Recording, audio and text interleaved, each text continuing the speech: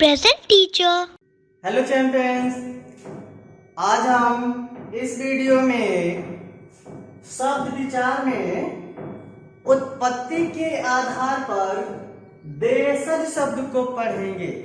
देशज शब्द के बारे में अध्ययन करेंगे। चलिए आइए देखते हैं। इससे पहले हम पिछली वीडियो में तत्सम शब्द और तद्भव शब्द के बारे में पढ़ चुके हैं। तो इस वीडियो में हम देशज शब्द के बारे में पढ़ेंगे। चलिए देखते हैं देशज शब्द कहते किसे हैं। तो जो शब्द क्षेत्रीय भाषाओं के प्रभाव के कुछ परिवर्तन के साथ प्रयोग में लाए जाते हैं उन्हें देशज शब्द कहते हैं। देखिए ऐसे शब्द जिनकी उत्पत्ति का कोई पता नहीं है, ऐसे शब्द जिनकी उत्पत्ति का पता ही नहीं है, वह सिर्फ क्षेत्रीय भाषाओं के प्रभाव के कारण बोली जाती हैं और वह कुछ परिवर्तन के साथ हिंदी में आ गई हैं। ऐसी भाषाओं को हम देशज शब्द कहते हैं। तो देखिए देशज शब्द में एक बार से हम पुनः कहना चाहेंगे, जिन शब्दों के उत्पत्ति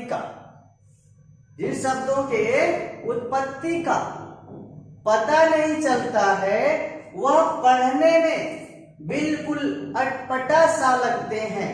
वो पढ़ने में कैसे लगते हैं? पढ़ने में बिल्कुल अटपटा सा लगते हैं, अनगढ़े होते हैं। ऐसे शब्द को ही हम देसी शब्द कहते हैं या देशज शब्द कहते हैं। जैसे भी देखिए हम पिल्ला को ले लेते हैं। पिल्ला शब्द कहां से आया? पिल्ला शब्द कहां से आया?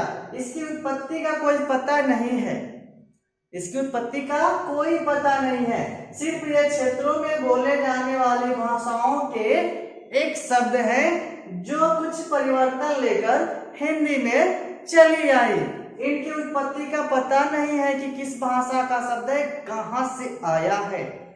अतः ये पढ़ने में भी देखिए अजीब लग रहा है। पिल्ला अटपटा सा लग रहा है ना, तो अटपटा से लग रहा है, अतः यह देशी शब्द है। छप्पर एक ऐसा शब्द है, एक देखिए छप्पर कैसा शब्द है, अजीब लग रहा है पढ़ने में ना, लगा पढ़ने में। हाँ देखिए छप्पर कहने से भी अजीब लग रहा है, अटपटा सा लग रहा है। उपला जिसे हम गोबर कहते हैं, उपला। देखिए उपला, ये भी क्या है? क्षेत्रीय प्रभाव का, क्षेत्रीय भाषाओं में बोलने जाने वाली भाषा है। इसकी उत्पत्ति का भी कोई पता नहीं है। अतः उपला शब्द भी आपका क्या है? देसी शब्द है। इसे हम देशज शब्द कहते हैं। जिन शब्दों की उत्पत्ति का पता नहीं होता है, पढ़ने में वो अटपटे से लगते हैं, ऐसे अजीब लगते हैं, इन शब्दों की भांति उन्हें देशज शब्द कहते हैं। अब देखिए देशज शब्द के बाद हम विदेशी शब्द पे आ जाएंगे। विदेशी शब्द, तो विदेशी शब्द किसे कहते हैं? देखिए हिंदी भाषा में जो शब्द विदेशी भाषाओं से लिए गए हैं, जो शब्द किन भाषाओं से लिए गए हैं? विदेशी भाषाओं से, उन्हें विदेशी शब्द कहते हैं। देखिए जैसे ही संस्कृत और हिंदी का विस्तार हुआ, हिंदी भाषा का विस्तार हुआ, सीमा क्षेत्र बढ़ता गया, विस्तार होने लगा, तैसे ही उसी प्रकार उसमें बहुत विदेशी भाषाओं को लिया गया।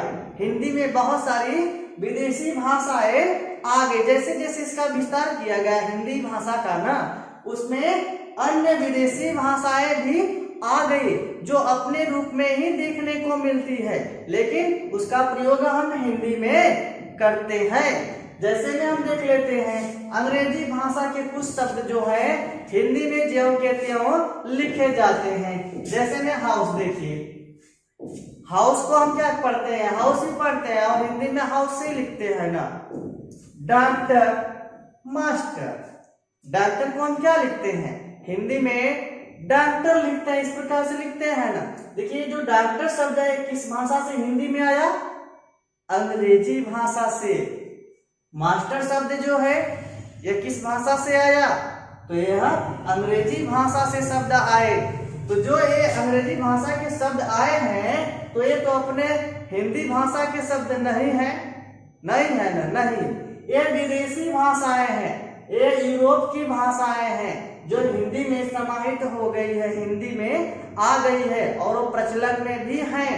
ऐसे शब्दों को हम विदेशी शब्द कहते हैं। देखेंगे यहाँ पे अरबी शब्द ले लेंगे। अरबी क्या है, एक भाषा है ना जिसकी लिपि फारसी लिपि है। तो अरबी के शब्द हैं, जैसे में आम, आम क्या है, आम अरबी शब्द है। हम लोग कहते हैं सुबह, सुबह, खजाना, ये सब किस भाषा के शब्द हैं, तो ये सब अरबी भाषा के शब्द हैं जो हिंदी में आ गए हैं। जैसे का तैसे लिखा भी जाता है, पढ़ा भी जाता है। तो ऐसे शब्द जो होते हैं अन्य भाषाओं से, विदेशी भाषाओं से आए हुए होते हैं, उन भाषाओं को विदेशी शब्द कहा जाता है। अब देखेंगे फारसी को ले लेंगे। फारसी के भी बहुत सारे शब्द हिंदी में आए हुए हैं, हिंदी का विस्तार हुआ तो उसमें बहुत सारे शब्दों को ले लिया गया है जो कि विदेशी शब्द हैं। जैसे में गुब्बारा हो गया, अनार हो गया, शादी हो गया, तो ये फारसी भाषा के शब्द हैं, लेकिन यह हिंदी में बोले जाते हैं, पढ़े जाते हैं, प्रचलन में हैं। पुर्तगाली को लेते हैं, जैसे आलू, संतरा, देखिए आलू हो गया, संतरा हो गया, कपास हो गया, ये तो हमारे हिंदी भाषा के शब्द नहीं है, ये किस भाषा के शब्द हैं, पुर्तगाली के शब्द हैं। अतः ये पुर्तगाली अपने देश की भाषा तो है नहीं, विदेश की ही है ना। हाँ, तो ये आलू शब्द, संतरा शब्द, कपास शब्द, ये सब विदेशी भाषा है। तुर्की को ले लेते हैं तो तुर्की में हम खाना को ले लेते हैं, चाकू को ले लेते हैं, बहादुर को ले लेते हैं। ये शब्द भी देखिए बाहर के हैं, बाहरी भाषाओं के हैं, विदेश के हैं। जापान को ले लेते हैं, जापान में जापानीज बोली जाती है और जापान के कुछ शब्द हिंदी में लिए गए हैं, हिंदी भाषा में लिए गए हैं। जैसे में है रिक्शा है, इस्पात है, आदि बहुत सारे ऐसे शब्द हैं जो कि हिंदी में लिखे, बोले, पढ़े जाते हैं। एक बार रिपीट कर देंगे, विदेशी शब्द वह शब्द है जो विदेशी भाषाओं से हिंदी भाषा में सीधे आए हुए हैं और उनके रूप में कोई परिवर्तन नहीं हुआ है।